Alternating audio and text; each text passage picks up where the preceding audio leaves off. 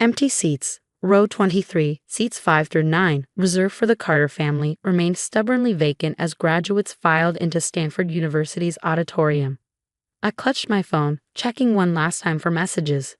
Nothing. They're probably just running late, my roommate Mia whispered, squeezing my hand. Traffic from San Francisco can be brutal. I nodded, but we both knew the truth.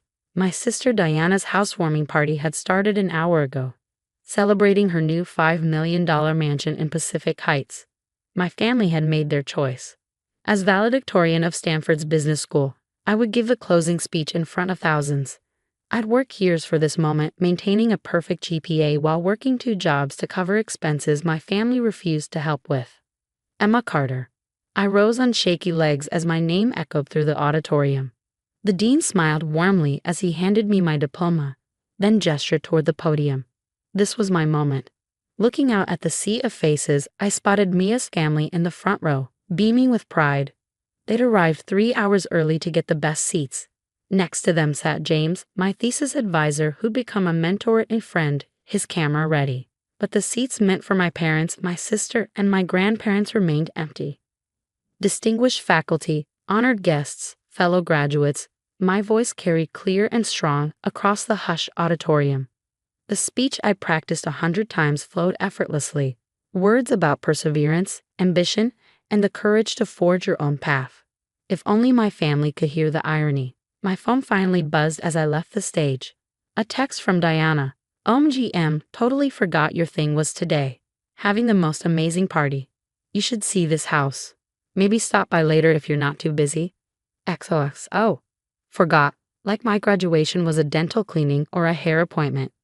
Don't, Mia warned, seeing my expression. Don't let them ruin this day. But they already had. Just like they'd ruined so many other moments. When I got into Stanford on a partial scholarship, Diana announced her engagement at my acceptance dinner. When I made Dean's List my first semester, my parents were too busy helping Diana plan her wedding to notice. My achievements were always overshadowed by Diana's life events, each one requiring absolute family devotion. Miss Carter. I turned to find Marcus Chen, one of the guest speakers from Goldman Sachs, approaching with an extended hand. Exceptional speech, he said warmly. Your analysis of emerging market trends was particularly insightful. Do you have plans after graduation? Before I could respond, my phone buzzed again. A photo from my mother, Diana posing in front of her new marble fountain, champagne in hand. Your sister's done so well for herself. Wish you could be here. I turned off my phone. Actually, Mr. Chen, I have some ideas I'd love to discuss. That conversation changed everything. 2 hours later, I sat in a small cafe near campus with Marcus Chen and his colleague Sarah Wu from Chen Capital Partners, one of Silicon Valley's most prestigious investment firms. Your thesis on predictive investment algorithms is revolutionary, Sarah said, sliding a business card across the table. We'd like to offer you a position on our quantitative analysis team. The salary they mentioned made my head spin. More money than my parents had ever offered to help with. When can you start? Marcus asked. I thought about my empty graduation seats, about Diana's mansion and my parents' pride. Tomorrow. The next 3 years passed in a blur of 60-hour weeks, complex algorithms, and rising success. My investment strategies consistently outperformed the market, earning millions for the firm's clients. Marcus became more than a boss. He became the mentor my father never was. I lived simply despite my growing wealth, renting a modest apartment and investing most of my earnings. Diana, meanwhile, regularly posted photos of her luxurious lifestyle, funded by our parents' generosity and her husband's family money. Then came the idea that would change everything. The system is broken, I told Marcus one late night at the office, spreadsheets glowing on multiple screens. Traditional investment firms cater to the already wealthy, while small businesses struggle to find capital. He leaned back in his chair, intrigued. Go on. What if we created a fund specifically for overlooked opportunities? Small companies with solid fundamentals but no connections. Female and minority founders who can't get meetings with major VCs. We could use my algorithms to identify hidden potential. Marcus studied me for a long moment. You're talking about hundreds of millions in capital. The big firms would fight us. Let them. I pulled up a presentation I'd been working on for months. I call it Phoenix Fund, because we'll help others rise from the ashes of rejection. 2 weeks later, I sat before Chin Capital's investment board, pitching my vision. By the end of the day, I had initial funding of $200 million and complete autonomy to run the fund my way. The catch: my involvement would remain anonymous. To the public, Phoenix Fund would appear to be run by a consortium of investors. My algorithms would work in the background, while others became the public face. Perfect. I resigned from my position at Chen Capital and set up a small office in an unremarkable building south of Market Street. To my family, I simply said I was exploring new opportunities. "Oh honey," my mother sighed during one of our rare phone calls. "You should talk to Diana's husband about job openings at his firm. No need to struggle on your own." I hung up without responding. Phoenix Fund's first year exceeded all expectations. My algorithms identified dozens of promising companies that traditional firms had overlooked. We invested in a female-founded biotech startup that developed a breakthrough cancer treatment. We backed a sustainable energy company run by immigrant engineers that revolutionized solar storage. By the end of year 2, Phoenix Fund had grown to $1.2 billion. My personal net worth, hidden behind layers of shell companies and trusts, approached 9 figures. Not that my family knew. To them, I was still the disappointing daughter who'd chosen the wrong path. Diana's social media showcased an endless parade of luxury: vacations in the Maldives, new cars, charity galas where she posed with San Francisco's elite. Our parents shared every post, bursting with pride at her success. Then the market crashed. I was reviewing potential investments when Sarah called with the news. "Hamilton & Brooks is on the verge of collapse," she said without preamble. "Their tech investments went belly up. They're seeking emergency funding to avoid bankruptcy." I sat up straighter. Hamilton & Brooks wasn't just any investment firm. It was where Diana's husband worked as CFO. The same firm my father had invested most of his retirement in, convinced by his son-in-law's promises of guaranteed returns. "How bad?" I asked, already pulling up their financials. "They need $500 million by end of week or they're done. Your father's investment would be wiped out. Diana's husband might face criminal charges for misrepresentation of risk." I leaned back in my chair, thoughts racing. Who's handling the potential rescue? That's the thing. Sarah paused. Phoenix Fund is the only one with enough liquid capital and risk tolerance to step in. They've scheduled a meeting with our public representatives tomorrow. I smiled, thinking of all the family dinners I'd been excluded from, all the achievements they'd ignored. "Schedule it for 10 a.m., I said. "And Sarah, make sure my family's there. All of them. Every last one." I opened my laptop, beginning to type. It's time for the Carters to meet Phoenix Fund's real owner. The conference room at Phoenix Fund's real headquarters, not the decoy office south of Market, gleamed with understated power. Floor-to-ceiling windows offered panoramic views of San Francisco Bay, while a single massive painting dominated the wall. A phoenix rising from ashes, done in shades of gold and crimson. I watched through one-way glass as my family was escorted in.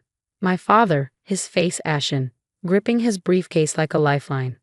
My mother, her designer outfit somehow less pristine than usual. Diana and her husband James, both looking like they hadn't slept in days. "They're all here," Sarah announced quietly, along with Hamilton and Brooks' executive team. I nodded, adjusting my blazer. "Let them wait a few minutes. How's our timing?"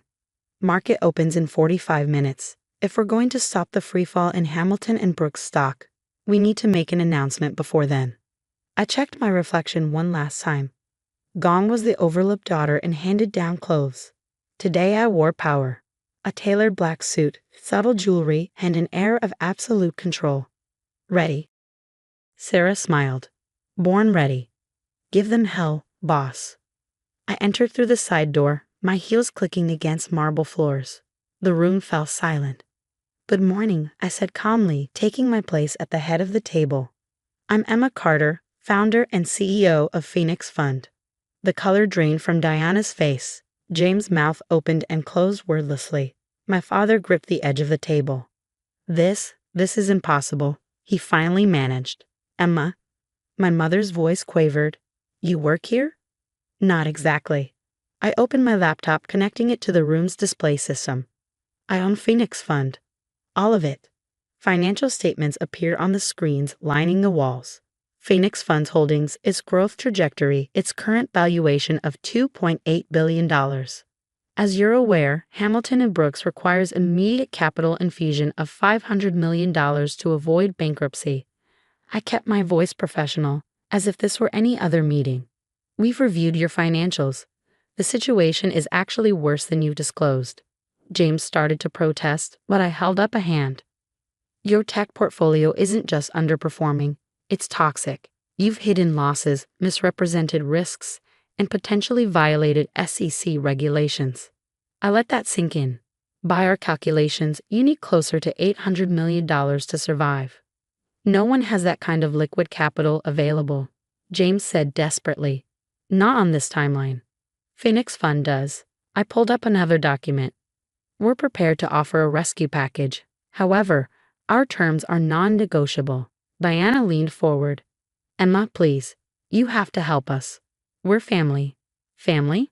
I smiled without warmth. Like when you were all too busy with your housewarming party to attend my graduation. The one where I was valedictorian? Silence fell. My mother looked down at her hands. These are our terms. I nodded to Sarah, who began distributing documents. Phoenix Fund will inject $800 million in exchange for a controlling interest in Hamilton and Brooks. James will resign as CFO, effective immediately, and will conduct a full audit of all client accounts. You can't do this, James protested. Actually, I can. In fact, I checked my watch. In 20 minutes, I'm the only one who can save your company from complete collapse. My father cleared his throat. Emma, be reasonable. We can discuss this as a family. This isn't a family matter, I cut him off. This is business. Something you taught me, remember? When you refused to help with my college expenses because it would build character. I stood up, walking to the window. Below, early morning fog was lifting from the bay, revealing the city in all its glory. You have 15 minutes to decide. After that, I release a statement declining to invest, and Hamilton and Brooks faces bankruptcy. Your choice. Diana burst into tears. Daddy, do something. But we all knew there was nothing he could do. The mighty Carters, who had dismissed me for years, were at my mercy. James signed first, his signature shaky, then the other executives. My father was last, his pen hovering over the paper. When? He asked quietly. When did you become this? While you were all busy at Diana's parties, I replied. While you were posting about her perfect life and forgetting I existed, I was building something bigger than all of you. The documents were signed with 2 minutes to spare. Sarah immediately left to issue the press release, and Hamilton and Brooks stock stabilized when the market opened. As the shell-shocked executives filed out, Diana lingered. Why didn't you tell us, she asked, about your success? Would it have mattered? Would you have suddenly become a supportive sister? Would Mom and Dad have finally been proud of me? She had no answer. The audit starts tomorrow, I continued. I suggest you and James get your affairs in order. Later that evening, I sat in my real office, the penthouse suite I'd kept secret all these years. Messages from my family filled my phone. Mom, please, let's talk about this. We can fix things. Dad, I underestimated you. I'm sorry. Diana, you've destroyed my life. I hope you're happy. I deleted them all. Sarah appeared with 2 glasses of champagne. To the new majority owner of Hamilton and Brooks, she toasted, and to the look on their faces when they realized who you were. I smiled, but it was bittersweet. You know what the worst part is? Even now, they don't understand. They think this was about revenge. Wasn't it? No. I walked to the window, watching the sunset over the city. This was about proving that success doesn't come from family connections or fancy parties. It comes from hard work, from believing in yourself when no one else does. My phone buzzed again. A message from Marcus Chen. Just heard the news. Proud of you, kid. You've outgrown the mentor. That meant more than any family approval ever could. Over the next year, Phoenix Fund's audit of Hamilton and Brooks revealed the full extent of James' mismanagement. He faced criminal charges for fraud. Diana divorced him and moved back in with our parents, her perfect life shattered. I focused on expanding Phoenix Fund's mission, funding more overlooked entrepreneurs, more hidden gems that traditional investors ignored. Our success stories filled financial papers, though my identity remained hidden except to a select few. Then came an invitation. Stanford Business School wanted their most successful alumni to give the commencement speech. Standing at the podium a decade after my own graduation, I looked out at the sea of faces. This time my family sat in the front row, not by choice, but because Phoenix Fund was the school's largest donor and appearances had to be maintained. Success, I began, isn't about who believes in you.